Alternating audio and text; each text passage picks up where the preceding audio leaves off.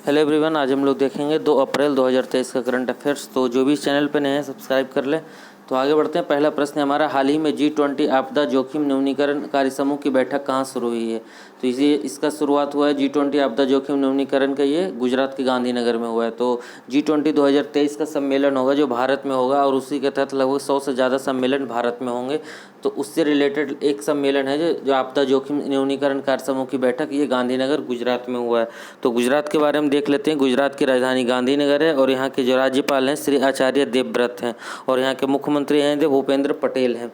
तो G20 2022 का सम्मेलन हुआ था बाली इंडोनेशिया में, और G20 2023 का सम्मेलन हो रहा है भारत में, होगा दिल्ली में, होगा सितंबर 2023 में। दूसरा प्रश्न में हमारा, हाल ही में QS वर्ल्ड यूनिवर्सिटीज रैंकिंग 2023 के अनुसार एशिया में सबसे अधिक प्रतिनिधित्व वाला देश कौन सा है? तो QS वर्ल्ड यूनिवर्सिटी रैंकिंग आया है, उसमें सबसे ज़्यादा कॉलेज एशिया में चाइना से हैं, और पहले नंबर पे है इससे पूरी दुनिया में वो अमेरिका है, लेकिन एशिया में चाइना है। तो आगे बढ़ते हैं। तीसरा प्रश्न हमारा, हाल ही में प्रोजेक्ट आकाश तीर के तहत रक्षा मंत्रालय ने किसके साथ समझौता किया है? तो प्रोजेक्ट आकाश तीर के तहत रक्षा मंत्रालय ने BEL के साथ समझौता किया है। BEL की स्थापना हुई थी 1954 में। इसका हेडक्वार्टर बेंगलुरु में है। तो प्रोजेक्ट आकाश तीर के तहत डिफेंस मिनिस्ट्री ने सम्मेलन अपना जो समझौता किया है वो BEL के साथ किया है। चौथा प्रश्न हमारा, हाल ही में किस राज्य के मुख्यमंत्री ने पथश्री रास्ता श्री परियोजना का शुभारंभ किया? तो पथश्री रास्ता श्री परियोजना का शुभारंभ पश्चिम बंगाल के सरकार के द्वारा किया गया है। तो पश्चिम बंगाल के बारे में देख लेते हैं। यहाँ की राजधानी कोलकाता है, यहाँ के राज्यपाल हैं CV आनंद बोस हैं, यहाँ के मुख्यमंत्री ममता बनर्जी हैं। तो CV आनंद बोस हैं, पश्चिम बंगाल के राज्यपाल हैं, और यहाँ के मुख्यमंत्री हैं जो ममता बनर्जी हैं। तो जो भी चैनल पे नए हैं सब्सक्राइब कर लें। आगे बढ़ते हैं हम लोग। पांचवा प्रश्न हमारा, पहले इंटरनेशनल क्वांटम कम्युनिकेशन कॉन्क्लेव का आयोजन किस शहर में किया गया? तो पहले क्वांटम कम्युनिकेशन इंटरनेशनल कम्युनिकेशन का कॉन्क्लेव आयोजन किया गया न्यू दिल्ली में। तो पहले इंटरनेशनल क्वांटम कम्युनिकेशन कॉन्क्लेव का आयोजन न्यू दिल्ली में किया गया है। तो दिल्ली के बारे में देख लेते हैं।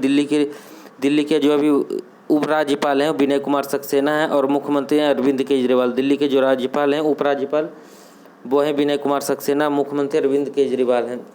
अब हम लोग वन लाइनर करंट अफेयर्स देख लेते हैं कि भारत सरकार ने हाल ही में लगभग 1275 रेलवे स्टेशनों की पहचान किया है, जो अमृत स्टेशन योजना के तहत उसका विकास किया जाएगा।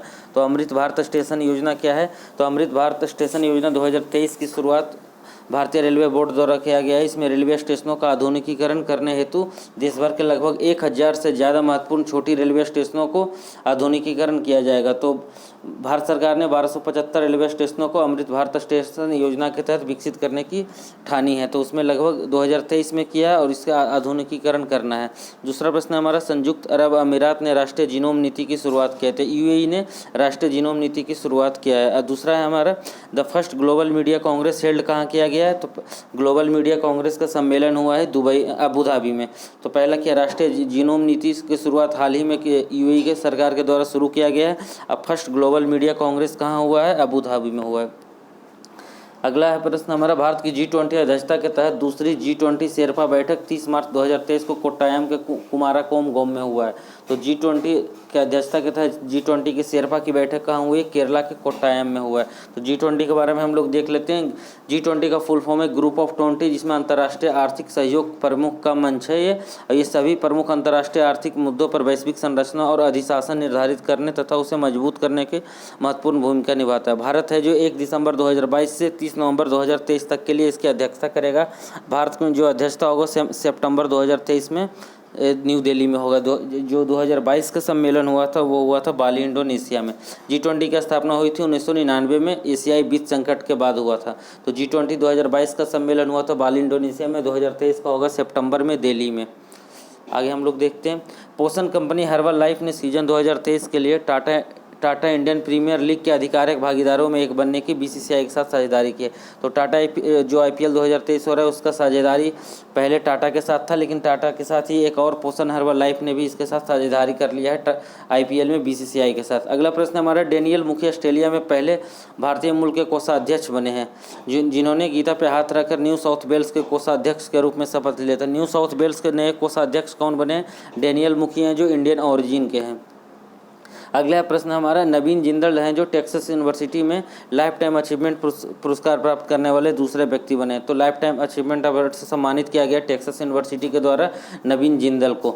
अगला हमारा, असम के एनजीओ तपोवन को चिल्ड्रन चैंपियन अवार्ड से सम्मानित किया गया। तो असम के एनजीओ तपोवन को चिल्ड्रन चैंपियन अवार्ड से सम्मानित किया गया। तो असम की राजधानी दिसपुर है और यहाँ के जो मुख्यमंत्री हैं हेमंत बिस्व शर्मा, यहाँ के जो राज्यपाल हैं गुलाब चंद्र कटारिया हैं। आगे हम लोग देख लेते हैं स्टैटिक जनरल नॉलेज है, जिसमें आज हम लोग फंडामेंटल राइट्स के बारे में देखेंगे। पॉलिटी में फंडामेंटल राइट्स के बारे में। तो मौलिक अधिकार संविधान के किस भाग में है? तो मौलिक अधिकार है जो संविधान के भाग 3 में है। भाग 3 बिलोंग करता है मूल अधिकारों से, फंडामेंटल राइट्स है। मूल अधिकारों को सर्वप्रथम अमेरिका के द्वारा मान्यता प्राप्त किया गया। जो फंडामेंटल राइट का कॉन्सेप्ट है जो अमेरिका के द्वारा विकसित किया गया, भारत वहीं से इस कॉन्सेप्ट को उठाया है। आगे हम लोग देखते हैं फंडामेंटल राइट्स का भारत के संविधान में है जो आर्टिकल 12 से 35 के बीच में है। तो संविधान भारतीय नागरिकों के मौलिक अधिकारों का वर्णन संविधान के किस अनुच्छेद में है? तो 12 से 35 तक के है। अगला है हमारा, भारतीय संविधान द्वारा भारतीय नागरिकों को कुल कितने मौलिक अधिकार प्रदान किए गए थे? जब भारत आज़ाद हुआ था तो डॉक्टर भीमराव अम्बेडकर के द्वारा जो संविधान ड्राफ्ट किया गया था, उस टाइम भारत के नागरिकों के पास था उसमें 7 मौलिक अधिकार थे। लेकिन 1978 में राइट टू प्रॉपर्टी को लीगल राइट बना दिया गया और इसे संविधान का आर्टिकल 600 में कर दिया गया। तो पहले 7 आर्टिकल थे लेकिन अब कितने आर्टिकल हैं? 6 बचे हैं। तो ये हमारा 2 अप्रैल 2023 का करंट अफेयर्स था। Thank you everyone.